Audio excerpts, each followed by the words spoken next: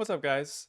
I've got a fun build that I'd like to share with you guys today. I've been having a lot of fun on this build. It is a hybrid physical and elemental spellcaster, ward stacking Infernalist. So you might be wondering, why am I combining physical and elemental spells on this build? Uh, I'll go into it more, but the short answer is that we're building around the support gem Bone Shrapnel. Bone Shrapnel is a support gem that causes explosions of physical damage when you kill a pinned enemy. When a pinned enemy is killed by a skill supported by Bone Shrapnel, the enemy explodes for 25% of their max HP, and this explosion can crit, and it has a high base crit chance of 13%. So since we're playing Infernalist, we're able to stack an incredible amount of critical damage bonus due to the Grinning Immolation Ascendancy node. That gives us 50% more critical damage bonus. Most of my spells on this build have over 1400% critical damage bonus in the tooltip. Bone Shrapnel, however, is not considered a spell, so it does not scale based on spell critical hit chance or spell critical damage bonus. So its crit chance and its crit bonus is a little bit lower. A little over 40% for crit chance, and crit damage bonus is just under 1000%.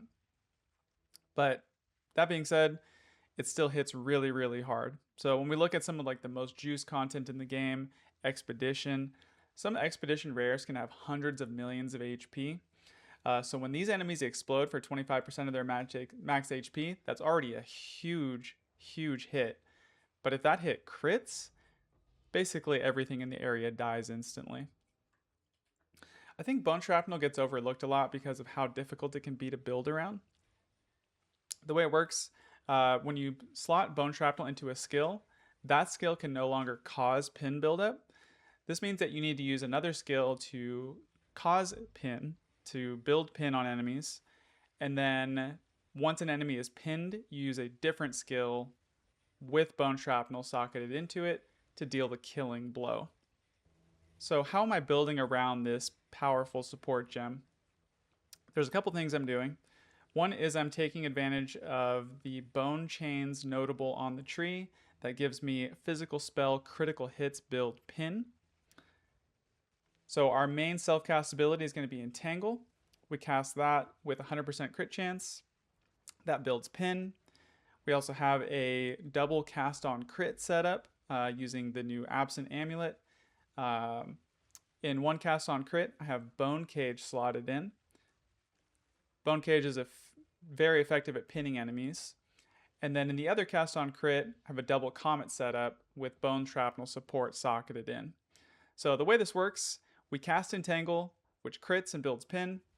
This procs cast on crit Bone Cage, which also builds pin. And then we trigger Comets to deal the killing blow with Bone Shrapnel socketed in to trigger those Bone Shrapnel explosions. We also can cast Frostwall with Bone Shrapnel socketed in. Frostwall provides us a lot of utility and extra damage, but if the Frostwall deals the killing blow, that will trigger the Bone Shrapnel explosions as well. So one nice thing about this build is that we are a ward stacker. We're using the Pyromantic Pact Ascendancy node for the Infernalist. This means our skills have no cost. They can be cast infinitely. Our cast on critical can be triggered infinitely, and we do not have to worry about resource management, cost reduction, mana, life cost, etc. Instead, the way this works, we build Infernal Flame when we cast our skills, and when we reach maximum, we take damage equal to our maximum life plus energy shield. Normally, this would be a big problem. You can actually kill yourself, but because we're ward stacking, we only have 1 life due to Chaos Inoculation, and we don't have energy shield on any of our gear. So we completely negate the downside of this. We don't deal any damage to ourselves. And we also have the Grinning Immolation Ascendancy node, which causes us to take 15% of our max life and energy shield when we crit, in exchange for getting more critical damage bonus. So normally that could cause us to kill ourselves as well because we're constantly critting. But because once again, we have only 1 life and no energy shield, we don't have to worry about the downside here. I want to shout out to Phalanx and Travik on YouTube. These are 2 YouTubers that both put out great videos on ward stacking Infernalist, which is how I learned about this tech. Okay, for our defenses, currently sitting at just over 3,100 ward, which acts as my life pool, and I have 72% block chance, um, which provides a good amount of survivability. As far as ward recovery, we get ward back when we block. So on our shield, we have a line that says recover runic ward when you block. And we also have Remnants of Kalgur on the build, which causes us to create remnants that when we pick up, recover our ward and allow our ward to overflow to 1.5 times the normal maximum. So I'm normally at, my normal max ward is just over 3,100. When that overflows, it gets to a little over 4,600 on this build. Now, this may not seem like a huge life pool, but this build is actually very tanky. Uh, there's a couple reasons for this. One is, well, we get our ward back very easily and very quickly. Another thing that makes this build tanky is the brass dome body armor that has a line on it that says you take no extra damage from critical hits. Critical hits are often what lead to characters getting one shot in the game. If a boss hits you with a big crit, that can one shot you. When you take no extra damage from crits, you're basically immune to crits, which means we're immune to a lot of those. We can mitigate a lot of those one shot mechanics. Got a couple other things on the build to help us feel more tanky. One is that since we are using Chaos Inoculation to make our life 1, this makes us immune to Chaos damage. It makes us immune to bleed. It makes us immune to poison, which are some powerful degens we can avoid. The Altered Flesh Ascendancy node on the tree, in combination with Chaos Inoculation, works to basically mitigate 20% of physical damage. 20% of physical damage is converted to chaos or taken as chaos damage. Since we're immune to chaos, that basically means a 20% flat damage reduction from physical damage. We also have corrupted blood immunity on the build from the passive tree, which we get from the Sanguine Tolerance node. Corrupted blood is just another annoying degen that can cause your ward to go down pretty quickly, so definitely want to grab that. And then we also are using an Ignite Charm on the build. So this combination of things basically makes it so we're basically immune to all forms of degens in the entire game. So we just have to worry about hit damage at this point, which feels really nice. You could also get Crystallize immunities. If you get that on a Megalomaniac and you set up your support gems so you have more red than the other two, more red support gems than the other two combined, you can get permanent uptime on Ignite immunity, which feels really good. I actually recommend that if you're going to do like Temporalis farming or something like that. But yeah, just using an Ignite charm also feels pretty good on the build. Then the last big thing I'm doing to help with my survivability on this build is using Blasphemy with Enfeeble. Enfeeble gives, when you curse enemies with Enfeeble, they deal less damage. So that's just another nice source of damage reduction. We have a lot of area of effect on the build, so pretty much anything that enters the screen is going to be cursed by Enfeeble and deal less damage to us. So just to quickly go over how the build plays, very simply, most of the time you can run around just spamming Entangle. Entangle will trigger our cast on crits, basically kill everything.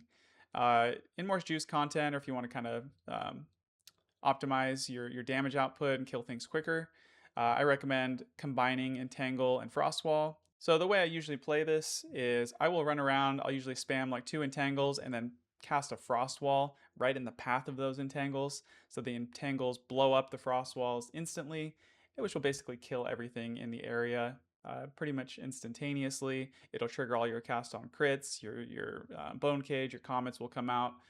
Your Bone Cage will pin things, your Comets will kill things, and trigger those Bone Shrapnel explosions, pretty much wiping out everything on the screen. I like to do this, especially the Frostwall tech, when you pop like Delirium, Fracturing Mirrors in maps. Those you have to get right up on those mirrors, and when you pop them, the mobs just start hitting you right away. So what I like to do is put the Frostwall on the Fracturing Mirror before I pop it, and then pop the mirror and explode it at the same time so the mobs just die instantly. I also like to use this in like expeditions, you know, when you're doing big juicy expeditions, the mobs all kind of clump up in a small area. You can just throw frost walls down on them, blow them up. You get a lot of cast on crit procs, take things out pretty quickly. One other thing I like to do on the build, I've added into the build for a little extra utility, extra damage, is adding in a Despair Curse. As you can see, the little frogs that come out here. So that's from Dojo's Undoing. So we're dealing a lot of chaos damage on the build, so just cursing things with Despair will cause them to take more chaos damage, just buffs our damage output. But also these little chaos frogs are going to shock enemies as well. That comes from the fact that we have Esh's Radiance supported into our Despair Curse with Dojo's Undoing. So we get a little extra utility out of those frogs as well as them dealing a pretty good amount of damage on their own. So I like to use that mainly for bosses or really juice like expedition content. I'll throw down the curse to curse enemies, shock them, cause us to deal extra damage to them. Works really nice on bosses. Throw it down at the boss's feet, throw down some entangles. Then when the boss spawns in, throw down a frost wall. You pretty much will kill every boss in the game pretty instantly with that. You'll see the chain reaction of bone cages and comets, basically just wiping them out instantly. So one last thing you can do to really boost your frost wall and comet damage is utilizing the Adonia's Ego weapon swap tech. This is clearly a bug. That's definitely going to get patched out next season. I just learned about this the other day. The build runs just fine without it, so this is not something you need to do. But you can get some more, quite a bit more elemental damage if you use this tech. So I'll explain the tech later in the video. But in short, basically what you can do is, occasionally cast Pinnacle of Power, which is going to boost your comet damage and your frost wall damage on the build. And you can boost that with more power charges. So I have weapon set 2 set up so I can get 6 power charges on weapon set 2, which means Pinnacle of Power is going to give me 90% more elemental damage. Sometimes that gets doubled from the heightened charges support gem, which ends up giving me 180% more elemental damage, which is a pretty insane damage boost. I've seen my Fire Infused Comet Tooltip DPS go over 5 million with this active. Pretty insane. If you don't want to use that tech, which can be a little bit tricky to execute and set up, what I recommend doing instead is just grabbing a Chiming Staff, throwing that on weapon set 2, and then against bosses and stuff like that, you can occasionally just throw down Sigil of Power and get a damage buff that way. So let's get into the skill gems. Just ignore the star's answer. We don't use that. I was using crystallized immunities for a while. So I had a bunch of red support gems in there. These don't do anything for me. It was just to meet the requirement to be ignite immune. But I'm not using that now. I'm just using an ignite charm. So cast on block, we get this from our shield. The shield grants you cast on block. So with cast on block, I have a double arc set up in here. This is just to help me shock enemies. We don't have a lot of good sources of shock on the build. So having this double arc set up in here will pretty much shock everything on the screen when it procs.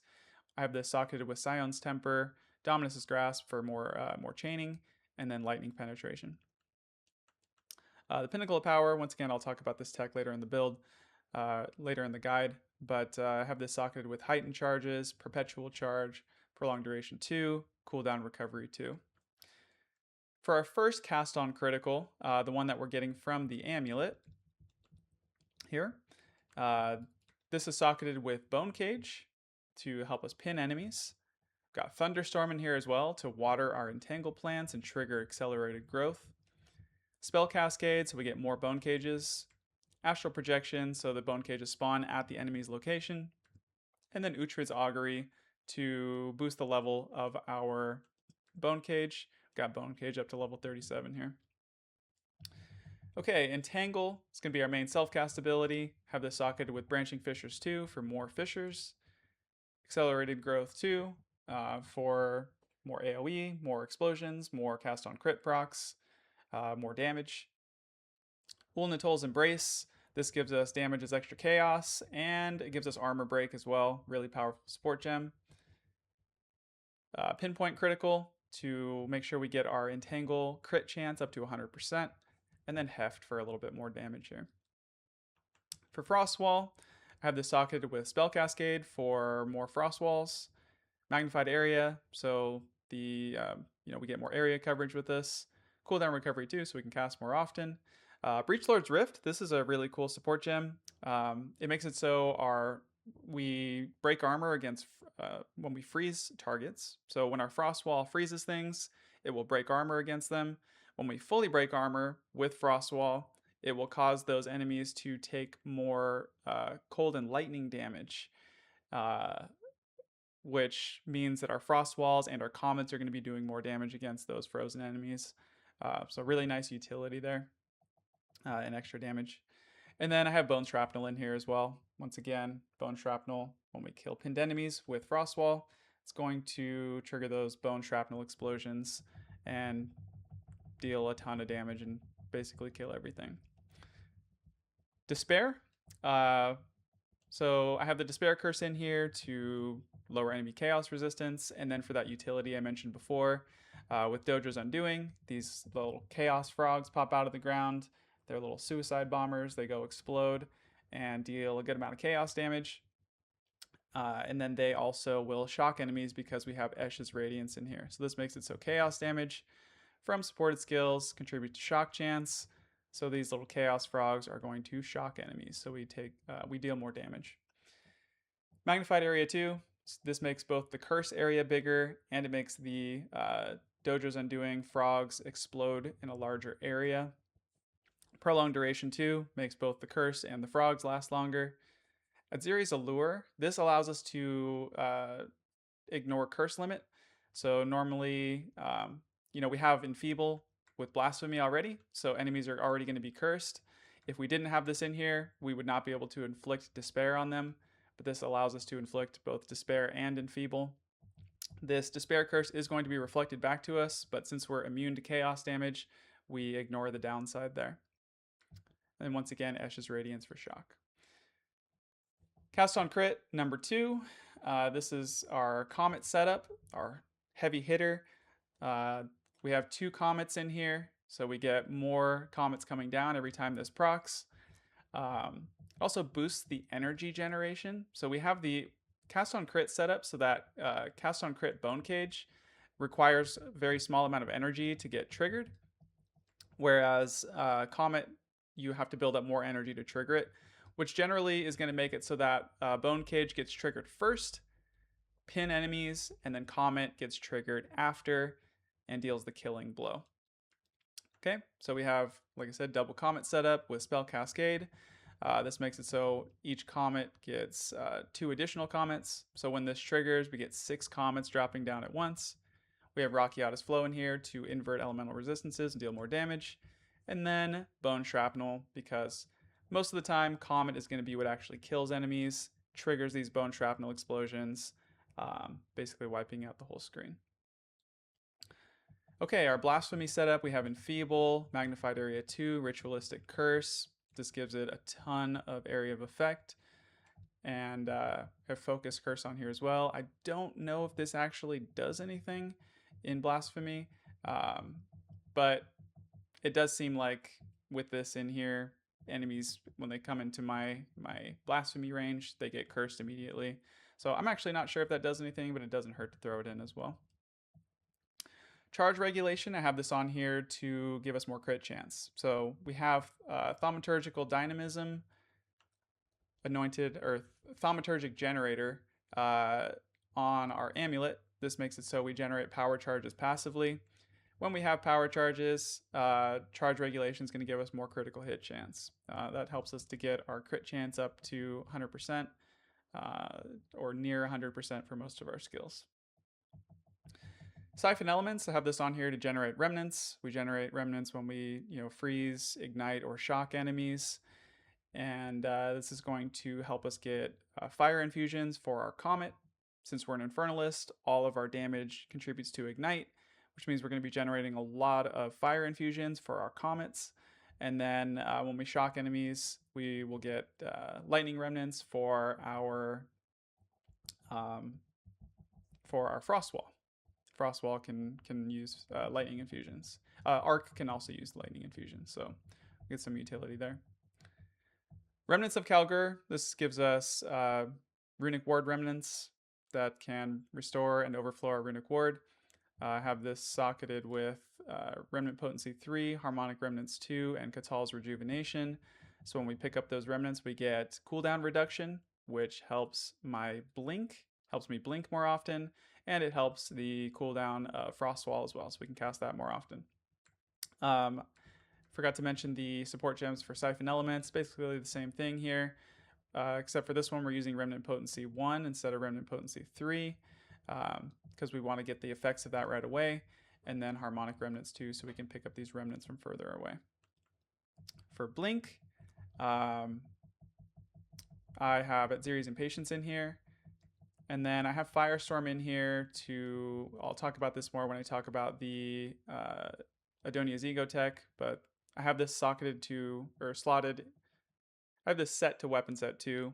That way I can very quickly generate power charges on weapon set 2 to get up to max power charges for Pinnacle of Power. Now, I do want to briefly talk about Spirit. I am sitting at 306 Spirit on this build. How am I able to get so much Spirit? Well, I have 48 Spirit on my amulet.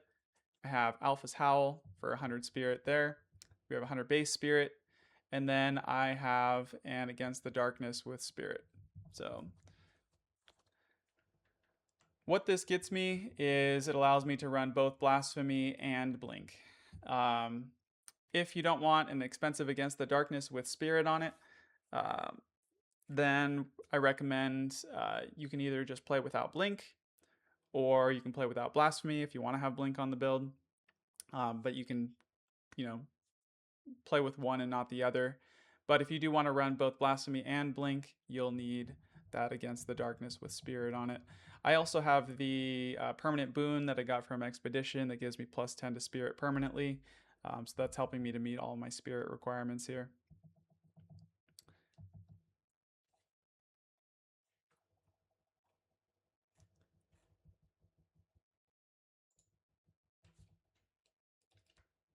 Oh, one other thing I do want to mention too is with Blink, I can use Atziri's Impatience here. Normally, Atziri's Impatience is kind of a pain to use because it causes you to lose life, mana, and energy shield when you use supported skills. So when you're blinking around, you're hurting yourself. Once again, as a ward stacker, this doesn't affect our ward, and we basically deal no damage to ourselves, so we can blink around as much as we want without having to worry about hurting ourselves. Okay, we can get into the gear. Start with the wand. Runeseeker's Call is the best in slot gear piece on this build, and that is because, well, for one, it gives us a ton of damage because we can get, on my wand I have plus 10 to physical spell skills, plus 9 to all skills, all spell skills. But the main reason we want to use this is because it gives us runic ward. So since we're ward stacking, we want to get ward in as many places as possible. So we get plus 300 maximum runic ward. You can probably run this build with a really, really well rolled rare wand, but Runeseeker's Call is always going to be best in slot for a ward stacker. Also for the augments I have in here, of course, Alder's Legacy, Life Sprig, plus 1 to spell skills, crit chance, Iron Rune for just generic spell damage, and then the gain as extra chaos damage gives us a lot of damage here, and synergy with our Despair Curse. Okay, I have Alpha's Howl here. Once again, this helps us meet our spirit requirements. It also gives a nice amount of cold resistance. You'll notice all of our gear is Rune Mastered, just to give us extra runic ward. I have this socketed with the Raven Touch Shard, so we can get Zarok's Gift, which just gives us another jewel socket. And the jewel sockets on this build give us a lot of power, so we'll talk more about the jewels later in the guide. Our shield, another very important slot for this build. We're going to want to be using this Fallen Shield here. This gives us a ton of tankiness. It also gives us a good amount of Runic Ward as well.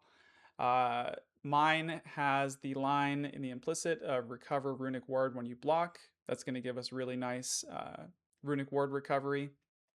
You can also get one that doesn't have that line that has a higher amount of Runic Ward. You can get ones that have Runic Ward over 500. They have no armor on them.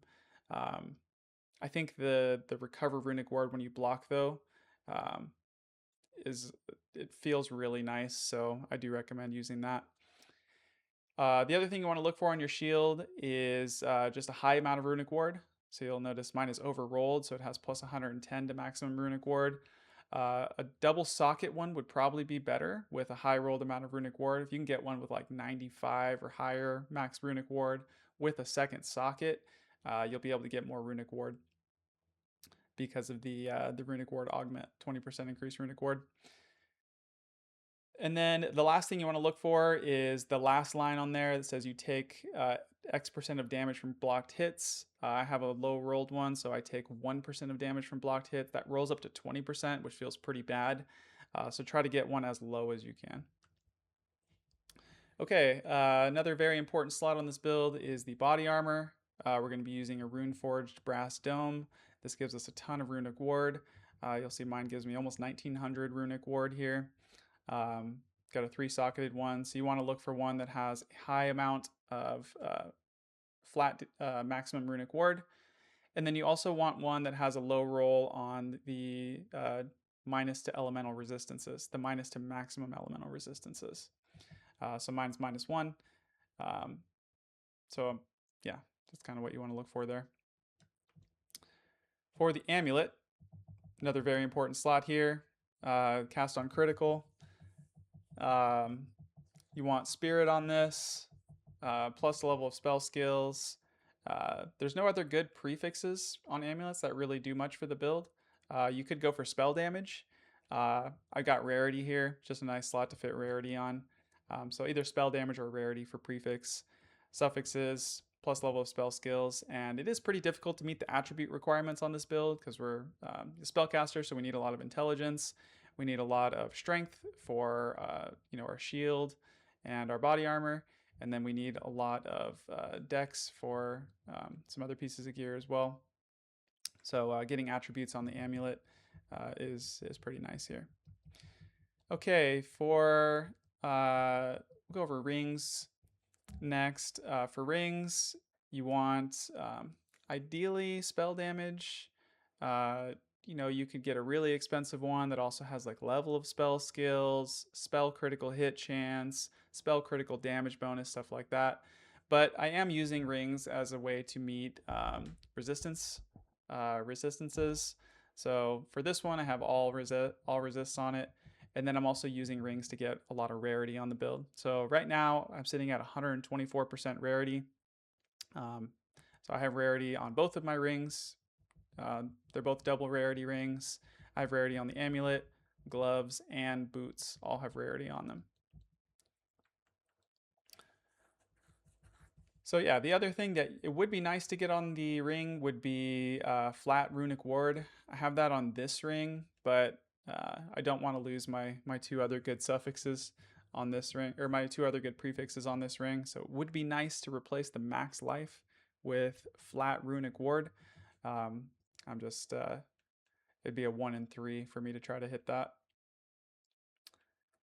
Okay, my other ring is basically just a ring I'm using to give me rarity and meet resistances. That's why I've got a topaz ring in here. All res. Oh, the other thing I do want to mention is I have an unset ring here. That's what's allowing me to use Firestorm here to gain power charges on my weapon set 2. You don't need an unset ring if you're not using the Adonia's Ego Tech. If you do want to use the Adonia's Ego Tech, I do recommend grabbing yourself an unset ring for that +1 additional skill slot. For the gloves are actually fairly cheap on this build. It's one of the cheaper pieces of gear because I'm not utilizing the the expensive projectile skill gloves. Not really using any projectile skills except for arc, which I'm only using for utility. So you don't need a plus level of projectile skills gloves here. We can do without the extra critical hit chance. So mainly just using these gloves to get critical damage bonus, more ward, uh, fill up my resistances, and get some rarity. And then the other thing I'm doing is I have Cadigan's Epiphany here, so I can get another jewel slot. Okay, for the boots, you just want movement speed, preferably 2-socket. My second socket I have given me the reduced slowing potency of debuffs, resistances, rarity, runic ward.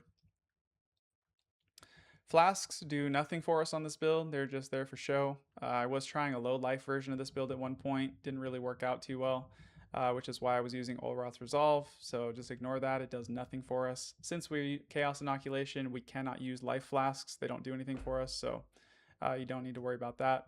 And then same for mana. We don't have mana, so Mana Flask does nothing for us. Just ignore that. For the charms, the most important charm to have in here is an Ignite charm. Ignites can be pretty deadly for this build. Any kind of degen is going to feel really bad on this build, so getting Ignite immunity where we can is going to help the build feel more survivable. Thawing charm, just to ignore freeze. Freeze sucks, so do recommend that. And then whatever other charm you want to use for your third charm, I recommend a Rite of Passage. I'm using Spirit of the Ox just because it gives reduced slowing potency of debuffs. So when you get hit with like Temp Chains or Chill, you're not slowed as much, which feels really good. We have a few other sources of that on the build as well. From the boots, we have a Megalo with a couple nodes that have reduced slowing potency of debuffs. So we are not slowed very much on this build by things like Chill and Temp Chains. Okay, so we can get into the passive tree now. For the passive tree, this is kind of what it looks like. We're kind of spread out because we want to grab as many jewel sockets as possible. We get a lot of utility from jewels on this build. So yeah, you want to spread out, grab as many jewels as possible. Up here, we're getting some cast speed. I would say the most important section of the passive tree is this section up here, where we're using a time loss jewel and we get a lot of power from this. So this requires us to use both a time loss jewel socketed here, as well as I think I've got it over here, From Nothing with Conduit. This one's pretty expensive. It was like 300 div when I bought it. That allows us to socket passives in range of Conduit without needing to be connected to the tree, which happen to be in range of this time loss jewel. So we're able to grab like all of these notables here to get a bunch of more effect of this time loss jewel. So I have allotted 17 notables in range of this time loss jewel here. And my time loss jewel has 2 lines of critical damage bonus, increased area of effect, and increased cast speed. So I won't talk about the rest of the jewels just quite yet. I'll talk about the rest of the tree first, but you'll notice that on all of my jewels, or almost all of my jewels, I'm getting increased area of effect. That's going to help a lot with our bone shrapnel explosion size, and just really help with clear on everything. You know, it makes our frost wall explosions bigger, it makes our accelerated growth explosions bigger on our entangle. It helps a lot with clear. Okay, what else are we grabbing on the tree here? We're grabbing these nodes down here for block chance. We don't care about the reduced armor or energy shield, so we get a lot of block chance from these. That's how I'm able to get, it's just these 5 nodes that are, those 5 nodes, and then a notable on my my Megalomaniac that's giving me increased block chance, and that's getting me up to 72% block chance.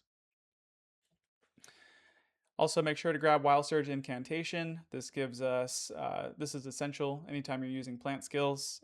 Plant skills deal 50% more damage, which is why we're grabbing that.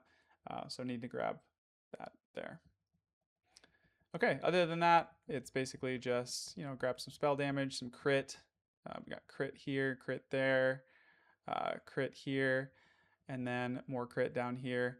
And once again, I've got this against the darkness in here. I've got spirit and then gain damage as extra chaos. You could just go just spirit and not get the gain as extra. It'll be a lot cheaper.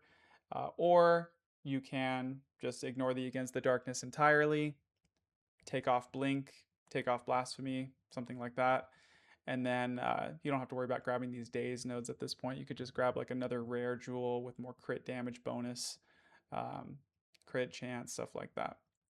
But I get a lot of utility out of this, so that's why I have these daze nodes socketed in here, mostly to give me the against the darkness effect. But these nodes are pretty powerful as well. When you daze enemies, they get stunned more easily. We do deal a good amount of stun with our physical skills, and we have more crit chance against dazed enemies. We deal more damage to dazed enemies, so it's pretty nice. Okay, so that's pretty much it for the passive tree. For the jewels, we'll go over the jewels. So I do have a Megalomaniac with Momentum. Momentum is really nice. We get additional reduced slowing potency of debuffs. And then we also get ignore all movement penalties from armor. That's the main thing we're grabbing here. This is actually the most potent movement speed node on the tree is Momentum. You'll notice my character's movement speed is currently sitting at 40% with that Megalo in. If I take this out, my character's movement speed goes down to 29%. So we're getting 11% movement speed from that one node, which is pretty insane. And then for my second notable here, I did get something else that is kind of useful for the build. Increased block chance and reduced slowing potency of debuffs. I would recommend grabbing one with momentum. And then something else that's beneficial. I actually think crystallized immunities would be the best option. So crystallized immunities plus momentum. Last time I looked on the trade site, there was a couple of these available, but they were like 1700 div. So, you know, I think most people probably wouldn't be able to afford that. I personally don't want to spend that much just to get crystallized immunities. But if you do get crystallized immunities on here, you can get permanent uptime on ignite immunity, which feels really, really nice on the build. Then you can take that ignite charm off. You can throw in like a fall of the axe or something, get an onslaught. That would feel really nice.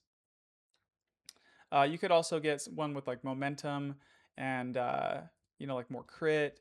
If you can get one with like something like barbaric strength or cooked would be another really good one to get, since we don't see the downside of that node. So more critical damage bonus, something like that would feel good as well. Okay, I've got a Prism of Belief with plus the level of Entangle skills. We want to have our Entangle DPS as high as possible, because the more damage Entangle does, the more it's going to crit, or the more damage it does, it crits 100% of the time, but the more damage it does, the more cast on crit procs we will get. So important to have it deal a lot of damage there. It'll also help it pin enemies more easily. I've got that From Nothing diamond with Conduit, once again, so we can get all of these nodes in range of this Time Loss jewel. And then I think I've got one other unique jewel, or two other unique jewels. I've got the Voices. You don't need a Voices, but if you do get one, it gives you additional jewel sockets, so you can use more rare jewels, which feels really nice. And then I've got the Against the Darkness with Spirit on it, so we can meet the spirit requirements to have all those spirit gems that I have. Okay, for the rare jewels, I think the ideal set of mods on a rare jewel are these. So for prefixes, area of effect, increased effective suffixes, and then for our suffixes, 2 lines of crit damage bonus and critical hit chance. Ideally, it would be critical hit chance and not critical hit chance for spells. The reason for that is critical hit chance for spells does not affect our bone shrapnel critical hit chance. So getting just generic critical hit chance, like this jewel has, is actually a little bit better for that. For the prefixes, you could also go for spell damage like this one has, but I think area of effect feels really nice on this build. So that's the jewels. We also have that jewel in our glove sockets, which you basically want to look for the same thing. I actually would like to re-roll this one. The prefixes on it to get more area of effect as well.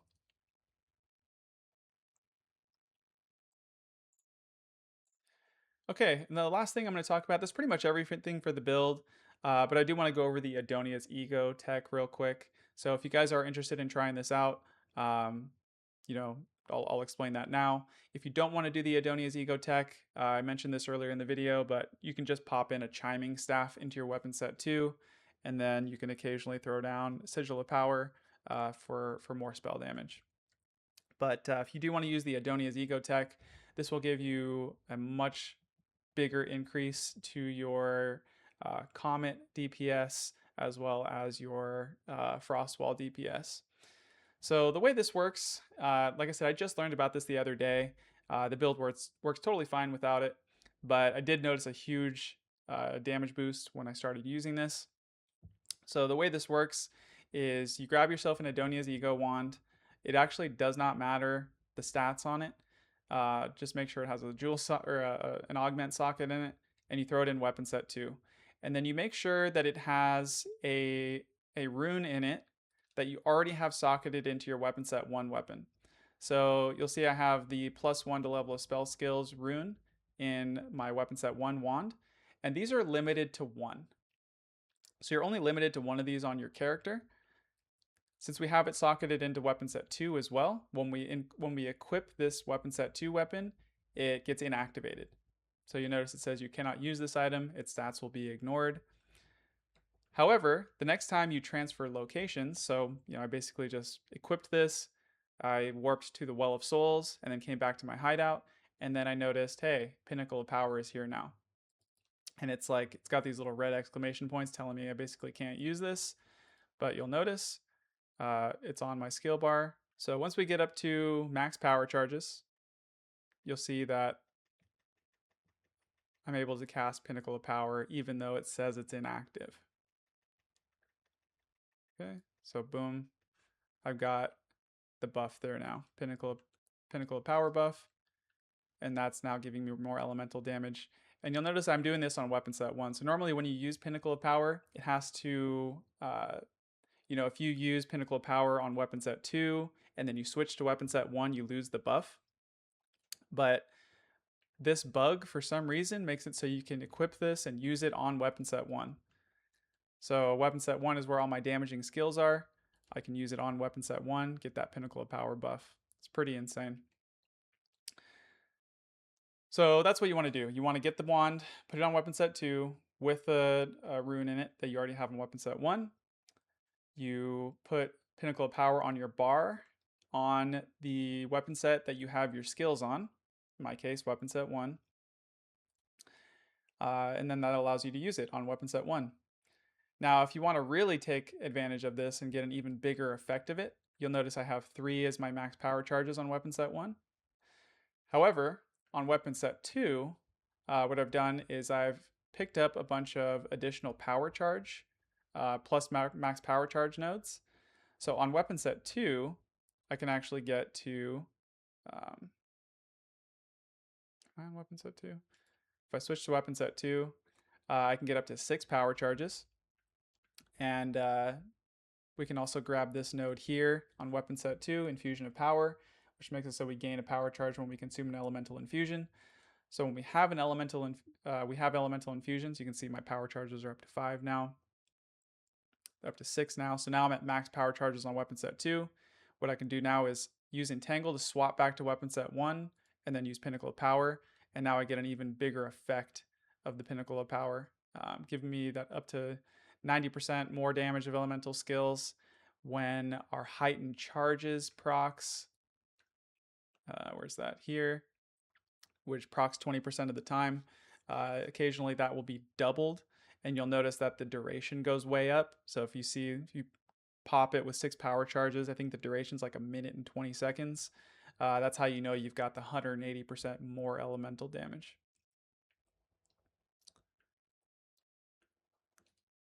And then with the tech with Infusion of Power, gain power charge when you consume an elemental infusion, I have Firestorm set to weapon set 2. So if I'm at, let's say I'm in combat, I'm at 3 power charges, I'm fighting enemies, and then I have infusions and I want to pop a more powerful Pinnacle of Power. What I can do is use Firestorm several times. When it's infused, it'll generate more power charges. I can quickly get up to 6. Use Entangle to swap back to weapon set 1 and then pop Pinnacle of Power for a huge damage buff. That's why I said it's a little complicated and it's hard to get used to doing this. But if you really want to min max your damage on this build, using this Pinnacle of Power tech can get you that big damage buff you're looking for. So that's the Pinnacle of Power tech. Hopefully I explained that well. If you guys have any questions, feel free to drop a comment down below. Yeah, that's the whole build. I will put a written guide on Mobalytics, so I'll put the link for that down below in the description. I will include a POE Ninja link as well, so if you guys want to look at my current character, if I make any updates to this character in the future, you can see the updates to it on POE Ninja. I'll try to keep the Mobalytics guide updated as well if I do make any crazy changes. But yeah, so hope you guys enjoyed this video. Please like and subscribe, and see you guys in the next video. Peace.